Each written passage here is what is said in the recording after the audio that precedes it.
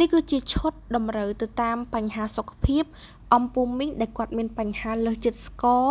លើសជាតិអាស៊ីតលើសជាតិខ្លាញ់លើសឈាមទឹកនោមផ្អែមអំពូមីងដែលមានបញ្ហាទាំងអស់នេះប្រើពីមុខហ្នឹងគឺដោះស្រាយបានធូរស្បើយលឿនខ្លាំងមែនតើ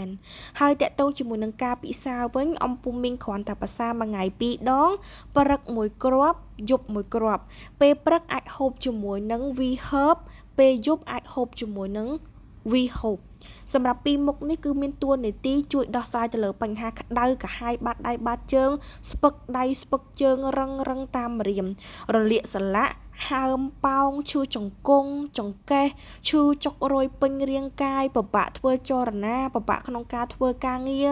ងើបពីសម្រានមកតឹងតាមសន្លាក់តឹងតាមសរសៃងើបអត់ចង់រួចអញ្ចឹងសម្រាប់អំពូមីងដែលកំពុងតែមានបញ្ហាបែបហ្នឹងអស់ជំរឿក្នុងការដោះស្រាយហើយអំពូមីងអាចងាកមកប្រើជាមួយនឹងឈុតសុខភាព V hope V herb បានគឺបកកាយខ្លាំងមែនតើ